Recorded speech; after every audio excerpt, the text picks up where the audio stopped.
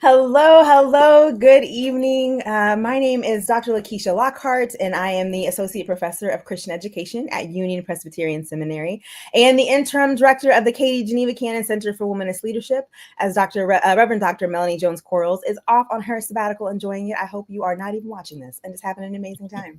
And I'm happy to be here. And I am so excited for this Cannon conversation where we get to talk to the wonderful Dr. Wylin Wilson to discuss her newest book, Womanist Bioethics, Social Justice, Spirituality, and Black Women's Health. Now, just as a reminder, we are the Katie Geneva Cannon Center for Womanist Leadership at Union Presbyterian Seminary, and we recognize the significance of centering Black women's scholarship as viable sources and resources for theological education.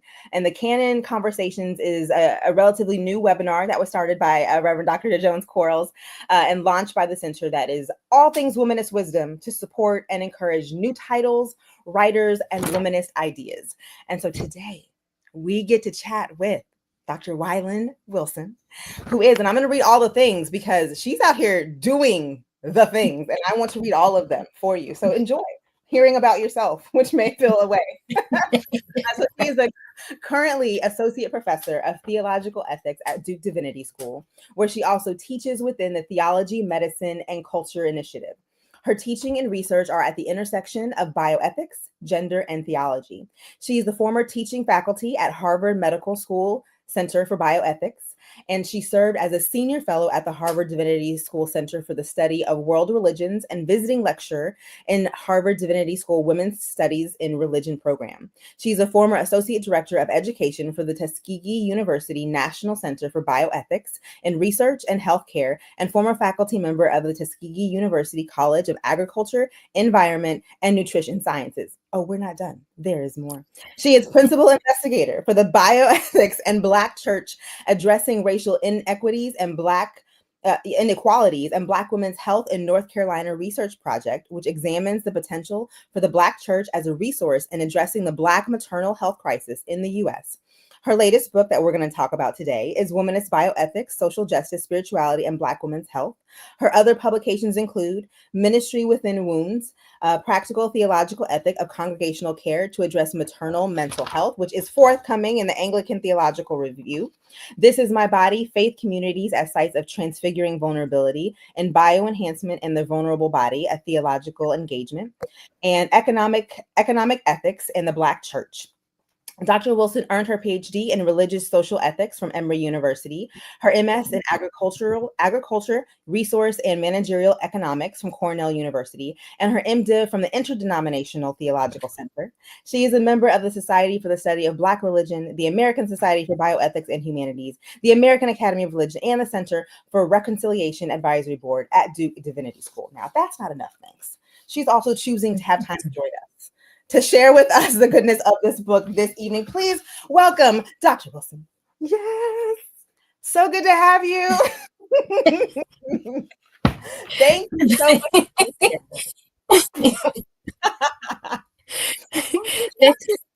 Thank you. You are so welcome. As you are joining us, please put in the chat who you are. I see Sandra, who is joining us from Ohio. Please feel free to put your name, where you're joining us from, and we're just going to jump in this conversation. We were cackling a little bit before, talking about amazing people that we know. And so I'm excited to continue this already wonderful conversation. So just to get started, how did you come to write this book? What was the journey of it for you? Yes. Wow. So the journey started with stories, right? I was born only about 10 years after the desegregation of hospitals. So that meant that I grew up hearing absolute horror stories from family members, community members, church members about their experience with the healthcare system, right? That collision, that deadly collision of race and health. And so that was one of the things that was a real impetus for me to write the book. But also growing up I was attending a rural church, a rural Black Baptist church. At that time, it was the Florida Black Belt, right? Black Belt was a region throughout the South. It was known for its rich, dark soils that supported the slave economy. But then after slavery, of course, these rural areas were left with stagnant economies, high unemployment, and poverty and whatnot. And so that was where my family church was, and we would go Sunday after Sunday, and I just in that context, in that rural context, we spent a lot of time at my auntie's house. I also got an understanding of what it meant to be rural and not have access to healthcare services, right? And so those are really important kind of foundational parts of my journey. And then, of course, much later on as an adult working at Tuskegee University, which is in the heart of the Alabama Black Belt, and really witnessing the issues with health care for rural folk. Because Tuskegee is where I always tell people I came to bioethics through the Southern Black Belt, and so I do bioethics a little bit differently because of that, right? Yeah. And we're thankful. We're thankful for that, because that's what like this book, right? Because you do it differently, as you should, because of your experience. So thank you for allowing your experiences, again, the good, the bad, like to start this wonderful resource that we can now have and be able to use in our places. And so as I'm thinking about your story and this book itself, what are there particular audiences that you intended this for? And did that shape kind of the title, the cover, all the aesthetic pieces of this before we just jump right in? Yeah. Yes. So, it's interesting because there are a couple of audiences actually that I was thinking about, because I wanted this to be a book that, yes, definitely for folk who are, bioethicists for sure, right? Definitely for African American women who are either academics or not, right? I wanted this to be something, first and foremost, though, that I can put in the hands of my mom, my auntie, and my great auntie, right? And say, hey, I want you to read this, because, this is important. This is, and so as I was writing, I was thinking about them. Like, they were very much in my mind as I was writing. So yes, thinking about, folks in healthcare, folks in, theological ethics and all of that, but always have mama and them in mind as I'm writing as well. Same, because they got to be able to read it. If they can't read it, we got to go back to the drawing board. Yes, exactly. Exactly. Yeah. And for me, I always look at, books are so important, because books also are a platform, right? They are a platform for awareness, for, all of the collaborative work that we do in our communities. Because for me, it absolutely has to be grounded in the needs of the community, right? So me, that is so very important. You know, and so as I'm writing, I think about that. Well, this book really needs to be a platform for looking at, Black women's health, the health of folk in the African American community, so those kinds of things are really important. Yeah, as you're right. Absolutely. Well, and I can imagine, because even as you're writing, like each of the chapters, you kind of focus on a different story, a different person, a different narrative, kind of throughout. What I'm not going to share, because you have to get the book to be able to read it, to hear it. But it's like community is woven in through each part, and so you're bringing us with you on this journey, and the people that are a part, or that have kind of brought this to the forefront for you, with real names and real lives and real experiences that you bring. So it's like, I can, even as you're saying that, I hear that, and I saw that in the reading, and through that, the community piece of it, which just hit deeply. Because even if I didn't know that person. I knew someone and I knew their name. And I'm like, oh, that reminds me of sister so-and-so. That reminds me of my auntie. And so having those beautiful moments were really important. I want to shout out to Gail in Indianapolis, and I see Christine who's in Delaware. So hello, welcome. So right now we're still just digging in this really beautiful space. So I'm just, we're going to start off not too bad, right? So what was your greatest discovery as you wrote this book, right? Like what was I mean, literally there's so much. I mean, just womanist bioethics itself is a discovery in itself that you are like definitely kind of just leading the front on in doing this and kind of groundbreaking work. But I'm also wondering, are there any other really significant discoveries that you made in the course of writing this? Yeah, I will say, one of the things that, as within my research, prior to the book, I looked at the development of hospitals kind of in general, right? So kind of the history of hospitals in antiquity, all the way now in our contemporary context. But when I was actually doing the book and using this, methodology of womanist bioethics, so therefore starting with, Black women's experience, it really took me into, digging deeply into the history of Black hospitals, right? And into that history of, how, my goodness, how many deaths happened because of the segregation that was in medical institutions. Because a lot of times we do hear about and talk about segregation in the educational institutions, and other public facilities, even parks, right? National parks, all of the kind of access that the African Americans did not have during segregation to public spaces. But we really rarely do we really talk about that history and how many African Americans actually just literally lost their lives because they were turned away from a hospital that didn't serve Black folks, And so I will say what really for me was really powerful in my research is digging into the history of how Black hospitals really came and filled that gap, and the way that it was done. These were African American doctors, both women and men, who literally used every resource they had to make sure that Black folks were cared for. Right. So some of these hospitals were in people's homes, right?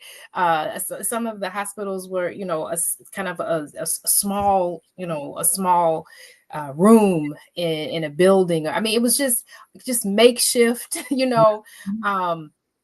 but it was a really important resource. And some of the hospitals actually were established because of church women, Black church women, who were helping to raise these funds, and they helped to establish Black nursing schools so that medical professionals could be trained, so it just was, and Black medical schools also, so that they could be trained. And so that history was something that for me, I think was just wonderful to really dig in and to see that legacy of care that we have, that is so strong, that public health, I call it public health activism, that is really powerful in our community. And that I think also that now more than ever, we need to really lean back into that, right? As there are many policies that are being kind of rolled back, policies that have been helpful to minoritized communities, as they're being rolled back. I really, the way I see it is, we have so much to build on. We have a great legacy of care to actually build on. Mm-hmm. Beautiful. Thank you for that. And first I want to say that Sandra in the chat says, as a registered nurse and emerging womanist, what you were saying really resonates with me. So thank you for that. And just even if we're leaning into that, like let's go ahead and ask about, you talked about the womanist bioethics as like kind of a framework, as a methodology. And so how does womanist bioethics challenge this mainstream bioethical framework, right, that normally happens? And what does it mean to then center, as you mentioned, Black women's experience in discussions about justice, care, ethical responsibility, and all of that? What does that actually mean and look like?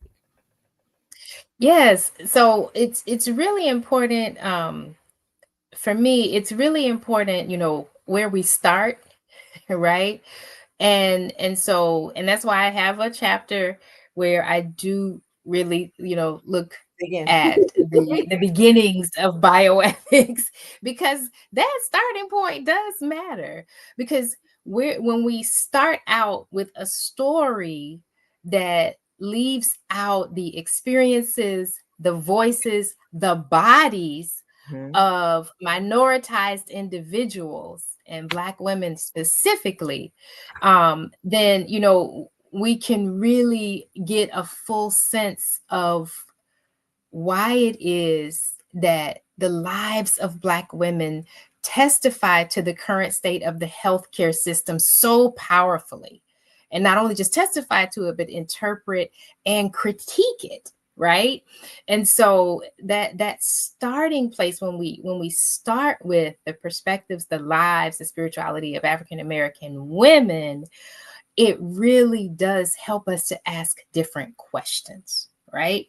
And so as we ask different questions of the healthcare system, it helps us to bring a different lens to the healthcare system, to how we do what we do in this system, and how we leave bodies and perspectives and experiences marginalized. So that's why for me, I look at the facts. So why is it important to center African American women? I look at the fact that Black women, half of Black women aged 20 and over have hypertension, heart disease is a leading cause of death, right?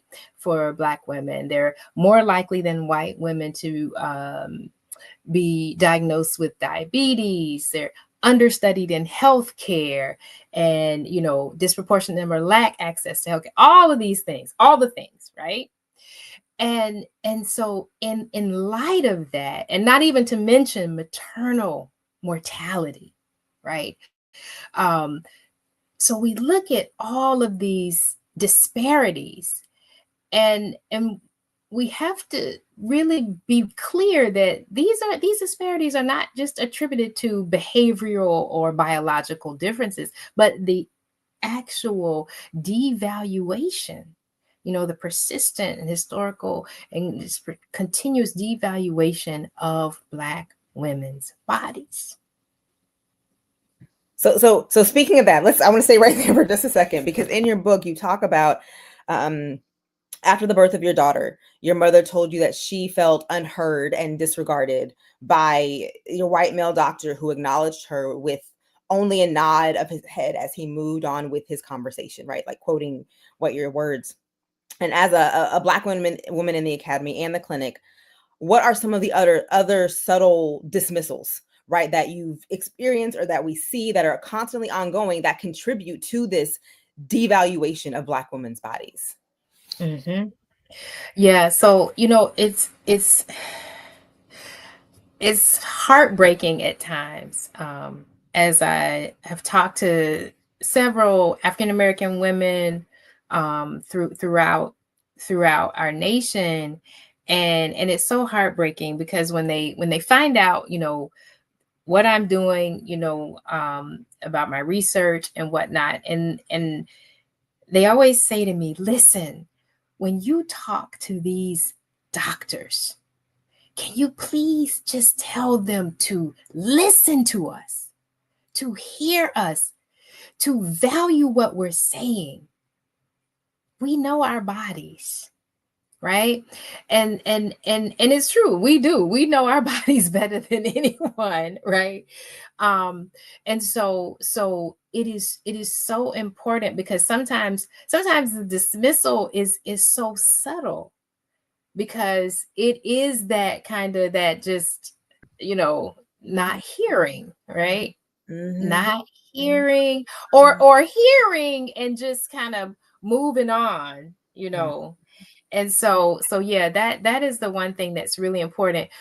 And another thing that happens also, are the, kind of the biases that healthcare professionals bring.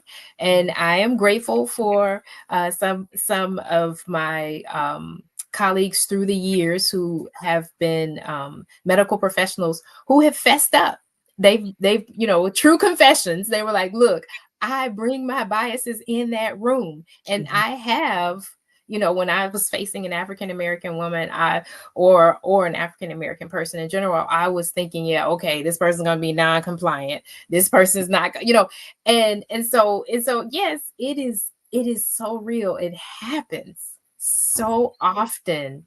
And that's one of the things and that's one of the reasons, that's another reason why I did write the book, because for me, I think, in order for things to heal, in order for us to really get to that space of healing and transformation, we have to be upfront, honest, and open, right? Yeah. Yes, Yeah. no, and I'm so grateful for that because I feel so I have two little ones of my own, and in my first experience my youngest one came early, several months early, and so it was kind of an emergent situation, and my normal doctor, who was a a woman, she was a woman of color, and so I was vibing with her, I was excited, but she wasn't there, right? Like, it was an emergent situation, it was kind of whoever was on call at the time, and it happened to be, a white woman, and it was just this space of not explaining things, not doing anything, and just these very subtle, I'm asking questions, and then I guess somehow she found out, like, I have a degree, and then she's like, oh, so you do know what I'm talking about. Wait, what? Like, why does it take Right. that to, like, so stuff like that. But then also I ended up having a blood clot after that because they didn't listen to me when I said, hey, my body, like, something is around, like, I don't think I need this, or I don't think, and so then I ended up with a blood clot afterwards, which again, I could have died, but it was in my leg. And thankfully my doctor, when I went back, like, we caught it, and, like, thankfully we were able, but that's like that was like a 7 to 8 month process to, like, get my body back in a right. But it's Yeah. just this space of, like, not listening, of not hearing, of not being heard. Like, I literally remember the doctor at one point saying, oh, is you're okay, you're strong. Like, that bias of, oh, just because I'm a black woman, I have to be strong, or that is, my breed of folk. Like, and so it's just so much of that affects the experience, affects what's happening, affects the care. And at the time, I'm just like, I just want, like, a healthy baby, man. I just like I just want a healthy baby. If, like, you Thank are who I you. have to go through Yes. to get this healthy baby into the world, I will deal with you right now. And, like, we gonna have words afterwards. But right now, Yeah. can we just bring this baby in this Yes. world? Um, but it's Yes. just, it was Yes. heartbreaking, and it was just like to feel that, to experience, and then to have those conversations with my spouse after, and to, like, talk about this, and Yeah. and, like, after that I was like, oh my goodness, I want a doula, I want this, like, I want someone that's also in the room to advocate for me when in spaces where, so even just hearing that, I'm like, I have those experience. I know other people that have had that experience. So I'm so grateful for your work, because I feel like so much of what you're saying about womanist bioethics is about, right, like, aiming at healing and liberation for all of us, like, giving us these knowledge in these spaces, and, like, how these stories of marginalized women and of what happens to especially black women help all communities, right? Because it gets us Yeah. to this space. I think the language you use is, like, toward greater solidarity and collective flourishing, right? And so I don't know, Yes. I don't know if you want to offer anything else about kind of how even just coming from this particular experience really speaks kind of more universal, like, to this collective flourishing that we can all benefit from. Oh no, I think you froze. Maybe I was talking too long. Oh, I hope you come back, because it was such a good part. Oh, talking just about the solidarity and the flourishing. He actually. Sorry, you were phasing in and out, so we didn't catch any of the question just yet. Oh. So yeah, but Oh, we're ready now. okay. All right. Thank you. Thank you so much. So yes, one of the things that I was saying, that is so important about, you know, addressing when we actually do center the experience of minoritized, marginalized individuals. It really helps us to get a more adequate understanding of what it means to do justice in human relations, right? Because, Mm, you know, when we start with the needs of those who are most vulnerable among us, right? By listening to those voices, we get a fuller sense of what our concepts, such as dignity, neighbor love, respect, right? We get a fuller yeah. kind of sense of what these concepts mean. And what's important for me, and what I tried to actually really get through in the book, is that in order for us to prioritize the perspectives of those who are vulnerable among us for the sake of the common good, it doesn't devalue the gifts of folks who don't consider themselves vulnerable, you know, but it actually allows us to acknowledge the gift of solidarity that we have, right? And, you know, also, in order for us to engage others in a serious manner, is to actually discover how often we are mistaken about them. Yeah. Right? Yeah, yeah. And so just allowing, that's what I was hoping to just allow, this kind of serious engagement with minoritized women, with our perspectives, our spirituality, you know, our health, because all of these things are so important and connected, you know, connected to kind of where we are, you know, experiencing the healthcare system on the underside, right? Yes, yeah, and I love that you use that language in your book, like the underside of healthcare and what that means. And so if we so I know we were talking about Black women, and I want to, because I'm looking at our time, and I know it's slowly slowly going. My goodness, um, but I want to talk a little bit about the church for a minute. I want to bring the church, as you do so beautifully in this book, as well, like bringing in, again, as you mentioned, all of these audiences that are a part of this, that are part of this narrative, that have historically been a part of a lot of this work, right? That you talk about, and in there you also mentioned how. There are ways that, maybe you could talk more about the ways that Black Christian prophetic tradition and womanist theology kind of help shape your approach to bioethical issues such as health disparities and institutional injustice. But because I know you talk a lot about kind of them together, so I'm wondering if you can share more about that.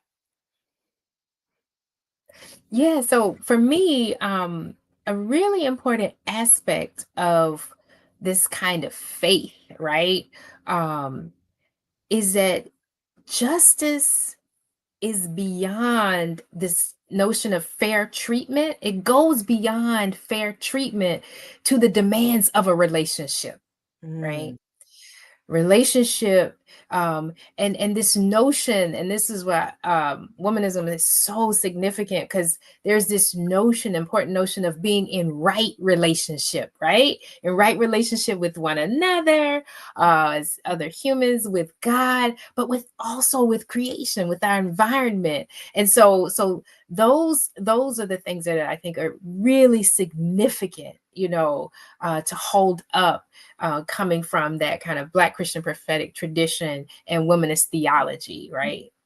yeah, absolutely. Thank you. And we got some other folks, Miss Sonia. We have Reverend Reddick here. Hello, welcome, welcome. So glad you guys are here with us this evening. So while we're talking a little bit about church, um, there was a section called Sick and Shut In. I mean, and so I was always the person, like I would see the sick and shut in list, on the little bulletin. And I'd just be like, oh, such a so and so, on sad day, right? Like I just, I would just see it and kind of keep it moving. But I want to name kind of what you call us to, and I want to read your words. So you say, when I see the list of sick and shut-in members in the bulletins of various Black churches, I feel a strong call to action. This call is, and kind of moving a little bit, a reminder of the partnership believers have with God, their privilege of participating in someone's healing and health, not only through physical support, but also through prayer. The sick and shut-in list is ultimately a call to everyone to participate in the community's shalom, its soundness, completeness, peace, well-being, and harmony. I'm I am so appreciative of this kind of reimagining of the sick and the shut-in list. That was not what I thought it was when, I was coming up. But to really see this more as kind of this image of communal care, of shalom. And so for a modern busy church, or whatever we are now, whatever we're calling ourselves, labels that we give ourselves, what is maybe one practical application for ministers and congregants to authentically embody this spiritual commitment to shalom for our various vulnerable members, which again, you also give a different definition for vulnerable and vulnerability in your book, which is also appreciated. Again, get the book, it's wonderful. But what might be some other practical things that you might mention, or to help us think about shalom and sick and shut in? I still, every time I'm just like, man, so good. No, no,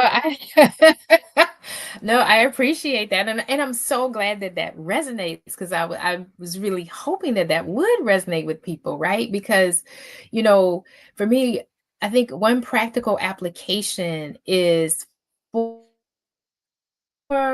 the congregation to see itself as a resource, right? And I'll give an example. There, at the congregation that I serve, I serve as a co-director of the health and wellness ministry, right? And one of the things that surprise, surprise. But one of the things that has been really important for us is we understand ourselves as a community resource. So we were looking at the fact that, mental health has just, I mean, my goodness, mental health is really a serious issue in our communities, and even more so now that we've, with the kind of, well, some people say post pandemic, but in this phase of the pandemic, it has really, really been a serious issue. And so it's been something that we have decided we definitely need to prioritize, right? And so what we did is we started doing kind of this inventory of our members. And it's really simple. You just start, asking people, you can do it through a little form, you can do it through a QR code, have people, send in, what are your skills? What are your experiences? What in the world, what do you do, so that we can know all of the resources this congregation has to offer to this particular community. And I tell you, it has been phenomenal. We found out we have so many mental health care providers, so many folks who are social workers and deal with substance abuse, in their jobs, and they are able to offer all of that wisdom and that knowledge and practical programming, because of the resources. So just that practice of understanding how we see ourselves, right? Like we don't just see ourselves as coming in, to get filled up. Yes, that's great. We get filled up on Sundays, for to get through the rest of the week.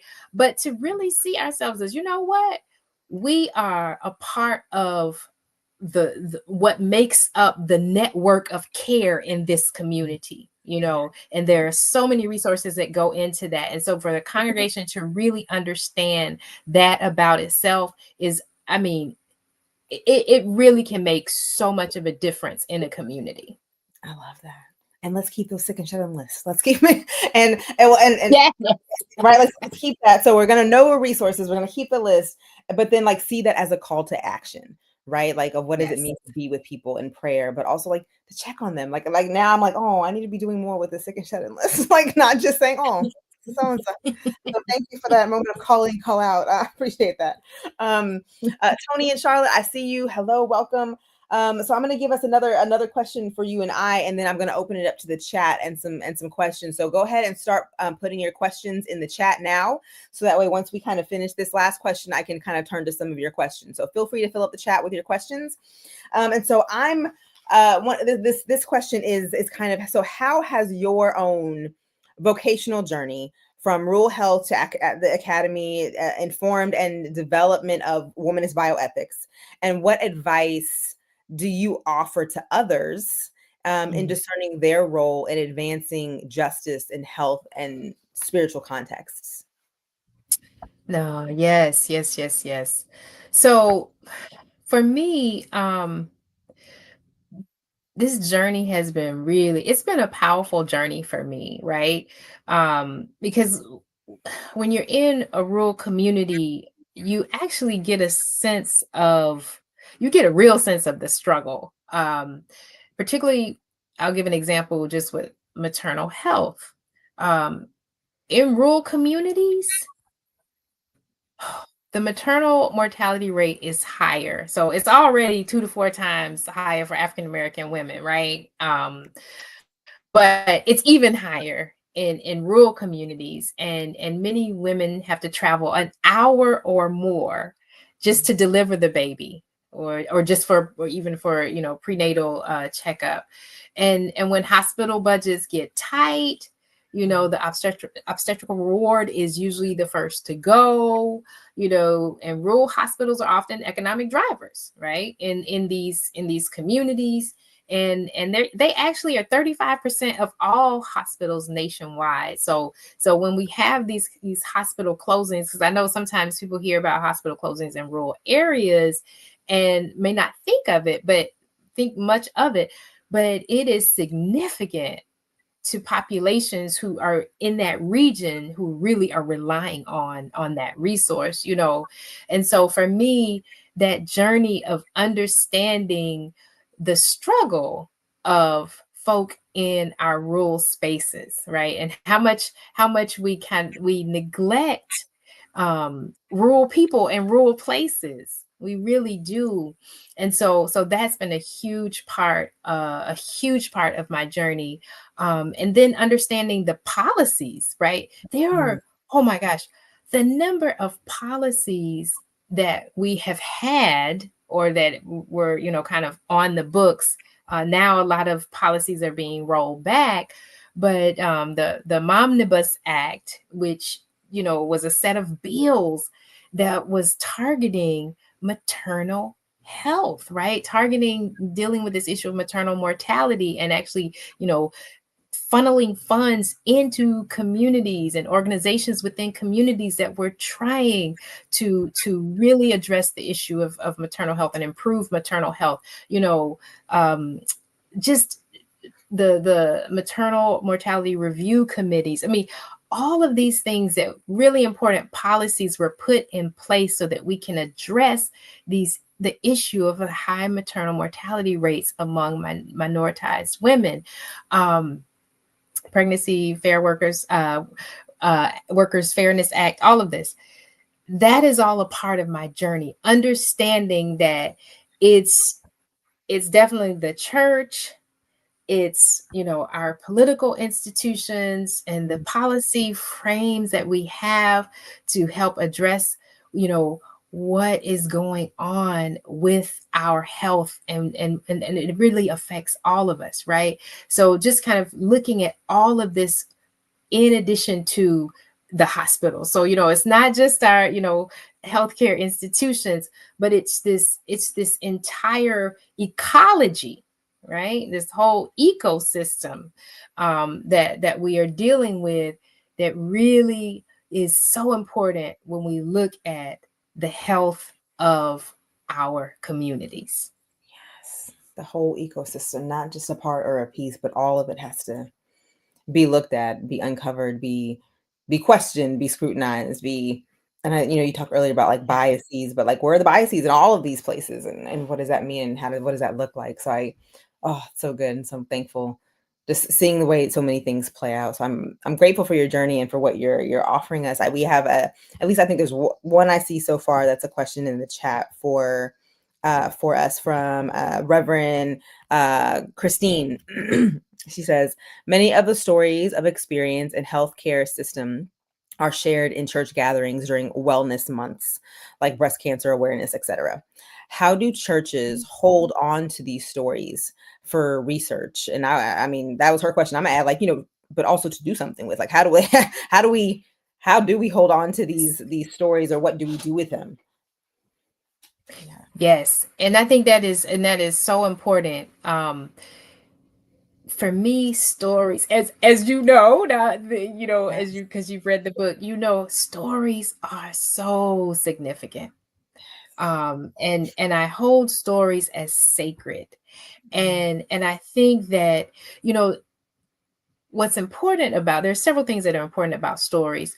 Stories help us to make meaning. They help us to understand ourselves, and we define ourselves by stories, right? So people who are people of faith, there are these very important stories that we live into, we try to live into, and that we are living out of, right?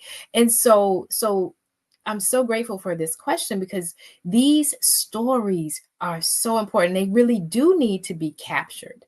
Myself and I have a very small but mighty research team, and, and and we are often talking about that very issue of, how do we create a repository mm. of these, yeah, of these stories, so that we can continue to hold this communal memory, right? That is so important, in our well-being and health outcomes and whatnot. So I do think that is a clarion call for our congregations to definitely create. It can be, and nowadays, we do pull these young people in because they know how to do digital repositories, right? They Get on the will have, dots, small oh my thing. gosh. In I minutes, love so it. quick. Yes. It's like, just like, they're like, oh, I got this.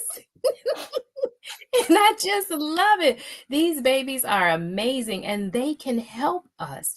They can help us to capture these communal memories, right? And not lose that. Because when you have that repository, we have something to build on then, right? We have something to build on. And one of the things that I do hope that congregations will do is, create forums where these stories can be shared. Mm, I did with my research team. We did, there was a devotional that one of my students created on Black maternal health, and it was lovely. She took scriptures and she kind of created like a beautiful devotion around it. And so we decided to do it during the maternal mortality awareness month, and we did that devotional, and we just invited folk from the community, and it was so powerful, the stories that women shared about birth and motherhood. And oh my gosh, it was phenomenal, right? And so there are various ways that we can capture these beautiful stories that are so, so, so, so important. Yeah. Yeah. absolutely wonderful. Thank you, and thank you for that question, Reverend Christine Bridges. Feel free to keep those questions. Go ahead and put them in the chat as we're talking. And so I have a question about. So also, I just want you to know, Reverend Christine said yes, communal memory repositories. Thank you. So you were just getting some amens there. Um, so a little bit earlier, you were talking a little bit about Black hospitals, um, and and I know you talk about how Black hospitals in the past had like that condoned segregation and separate and unequal facilities. And you say that Black hospitals were this critical resource for training Black healthcare professionals. And so I'm wondering what advice you have now as we try to navigate like these Mhm. hospital spaces, um, especially as we think about kind of the emergence of doulas, of wanting to have people that are that are also women of color, or people that are marginalized, like to help us with these experiences while we're in the hospitals. How do we kind of navigate and push, maybe, or push for that care, especially with the language of people thinking, oh, is this resegregating, is this doing something less than, is it, is so how do we Mm. navigate this space of kind of pushing for our care in the ways that we might want it? Yeah, I think this is so, so, so, so important because, I had an experience with the birth of my child.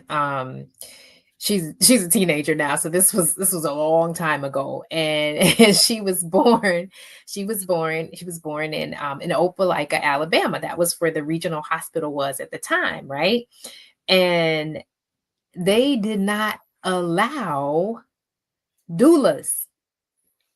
So at the time, yeah, at the time it was like illegal. Like you couldn't even, have a doula. So I was, we were trying to go underground and find somebody, because that was Yes, the situation. Because I I'm was with like, I you. want a doula, I want a doula. Look. But yeah, but Mhm. they were not allowed, in these medical spaces. But this is, so that's one of the reasons why this is a real important issue to me, because I know what it's like to really want that kind of care, and you're not going to be able to get it, or if you have access to it, you're not going to be able to have that there with you in the delivery room, in the hospital. um but yeah, I think that we really have to push. We have to push. There, the Mama's First Act, right? That is legislation where they're trying to amend the Social Security Act so that doulas and midwives can actually get reimbursement from Medicaid, right? So it's things like that I think are important for us to really continue to push for, because this kind of care is so significant. And we have to do it from our side of activism, but then we also have to do it from the side of, in these in the medical facilities themselves, because if there is a culture of, kind of discounting that kind of care, right? And not really having value, that kind of care having value in that space, then that's another angle where we have to work on that.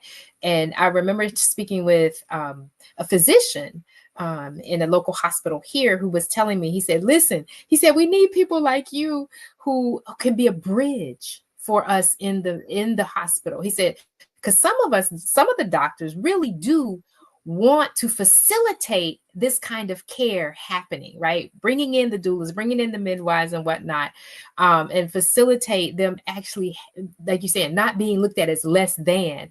So we do need those of us in the community that are willing to be that bridge, right? Bringing the healthcare providers together with folk in the community, with the doulas and whatnot, so that we have a space where we can strategize. And that was one of the reasons I earlier this year in January, we did a Black maternal health and Black church forum. Mm. And let me tell you, I brought folks, see, this was not just a conference. I told them, I said, look, we brought in gynecologists, um, Yes. Oh, public folks from public health, obstetricians, we brought in nurses, of course, pastors, just mothers of the church. And we wanted everybody to be sitting at the table, right? Everybody we wanted, midwives, doulas, everybody. And we did that so that we can sit and strategize. mm. We want to Yeah. strategize. And so I think we need to use our congregations to be these sites of, kind of this kind of coming together, collaborating and strategizing on, yes, how do we, because we know what we want to see. We know what we need to see in our communities. We know what we want available to women, and to birthing people, but we need to actually come together and just get it done, get it done. I love that. And I just think about like that's what churches were before, right? Like this place of strategizing, whether it was for voting or politics, like, and so what does it mean to strategize for our care, for our health care, for what this can look like, what we can do, how do we, and I think I'm thinking about what you were saying earlier about like doing a survey of all the gifts that you have in the congregation. Like maybe you have some doulas that are already there and we can give some advice and like you can like start this system of support. And I'm just like, man, these are such good I like practical ways that we can continue to be this community again in true womanist fashion, right? Like we're here together for each other's flourishing and survival, and what that can look like, and how we can push for that. So I'm just, oh, it's so good. I'm just, you know what I want to see? Do you know what I really want to see? Please. I want to see Congress, yeah, doulas on retainer. You know, so like you know how we have like, well, back in the day we used to have parish nurses, you know how, because I'm kind of old school. I'm older than but I remember the nurses, they would come in their little white uniforms with the little, you know, and they would be standing ready every Sunday morning, waiting with the fan or whatever, the smelling salts, you know, if somebody was slain in the spirit, whatever, right? They were ready. And I would love to see churches have like parish doulas, right? Someone who is right there in that community and supporting, you know, birthing for people in that community. And you know, churches have a lot of space. So there could even be a space in the church. Maybe it's the, you know, a classroom or something where the doula can actually see women. You know, they you know, just there's so much we just need to imagine, because there's so much that we can be doing in our congregations, you know. Yes. I mean, even just thinking about that, because there is that, they have space, there are people there, and I mean, and people are having babies in the right, like, so like, or they're pregnant. So like, what would it mean to cure? And I mean, I'm with you. Like, how can we just be more creative? Like, we have these resources, like using that. And because I mean, I'm just, again, thinking about, and with my second, like we had a doula, you know, after that first experience, I was like, oh, not again. But just thinking about the care of doula, and like, what would it mean to have them on retainer? Because for me, it wasn't just through the birth, it was the pre-work of like, hey, when your body is contracting, this is what you need to do. Like, having someone to like walk me through, it needs to be more guttural, it needs to be more this, it don't, like, you know, like that matters, like, for my body, for like less trauma to my body, and like through the process, but then the aftercare of like, hey, go, these kids is a lot. I'm trying to heal. Exactly. And so it's like, but it's really just this very communal process. And like, what would it mean to have someone on retainer? Because even if someone isn't birthing at the moment, are they at the beginning phase? Are they at the end? Like there are all these phases that are a part of like this birthing process. And like, to have a doula on retainer, to have these classes on rotation, I mean, maybe you now become a site where people can become doulas, or like, I mean, like, I want to dream with you. And yes, come on, we can do this. I want to dream with you. I'm here with you. Okay, so there was another something that came up in the chat. I just, you know, got sidetracked because I'm very excited about this, because I'm like, that would have made my first pregnancy a little bit better, because I hadn't really heard about doulas at that point, right? Like, until, you know, I did more research, and I'm like, oh, I don't want this experience again, right? And so, oh my goodness, that'd be so amazing. Okay, so Sandra mentions, does your research include data from the book Invisible Visits: Black Middle-Class Women in the American Healthcare System by Tina K. Sachs, that talks about segments of primarily based on provider bias? Yeah. So that's a yes, Sandra. That's a yes. Oh my goodness. Tina was speaking my language. Listen. Oh my goodness. Oh, and I really do mention Tina. I mentioned that book because in my book, because I really, oh my gosh, I resonated so much with what she was saying, with what we face as Black women when we go into these, you know, medical, you know, facilities.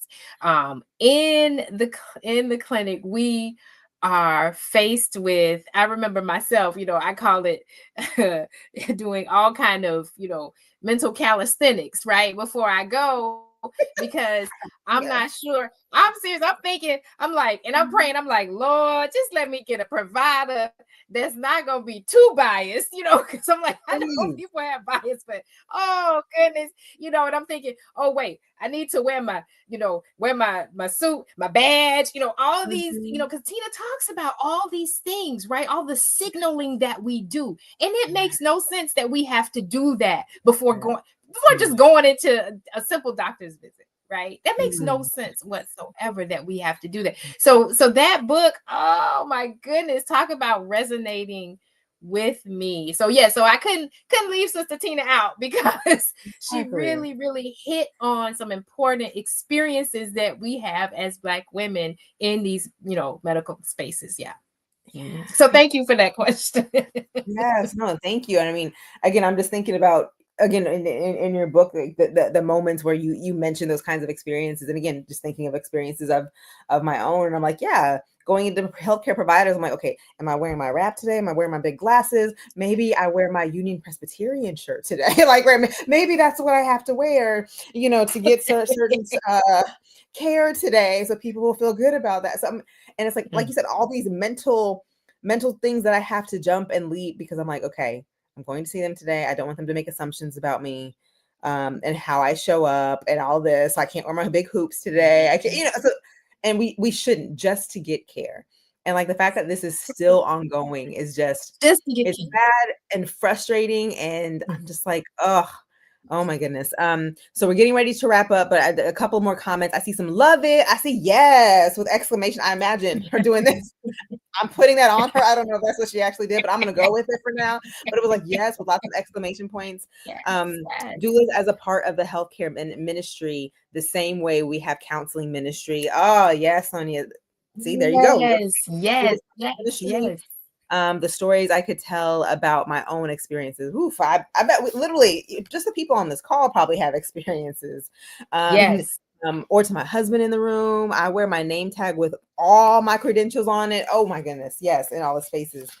All right, so Dr. Wyland, we are almost at time. This has been an amazing conversation that we could continue to carry on, but we will not because we respect time. I don't know about you, but I have, so mine's are like a 3 and a 6-year-old. So, I'm tired now. I'm ready. We're going to be going to bed soon. So just to get your final thoughts, what would you say if you had to say what one key takeaway or what enduring hope that you have for this book and for the people that read it? What would it be? Yes. I really do hope, and I tell people all the time, my book, I want people to read my book and to give my book to somebody in your family, right? Because I want this book, I want it to be something that really connects us. That's why I put the stories in there. That's why I wrote it the way I did, is because I want us to really see just how much we have a hand in one another's health and well-being, in one another's mental health, right? In our physical health, right? I mean, we all have a hand in that, and we are so very, so connected, right? The biggest lie that we are told is, how different we are from one another, right? But yeah, that's really important for me, is that folks really lean into that, and that we really lean into our legacy of care. We have such a rich legacy of care in the Black church, in the Black community, and I just believe that we really need to build on that foundation so that we can absolutely continue to thrive. I really think that's going to be so important as we move into a very uncertain future, right? Absolutely. So communal care, making sure we do that. So those of you that are on this call, we're all now accountable to realize that there are things that we can do in our community. So I want to make sure I see y'all in the chat. Go ahead and start the doula ministry. Go ahead and start this healthcare ministries. Let's go ahead and get this started. Now we're all held accountable and responsible to do our parts. So thank you for that holding up to us in this amazing resource. If you hadn't had a chance to get it, please make sure you get Dr. Wyland's book, Womanist, Bioethics, Social Justice, Spirituality, and Black Women's Health.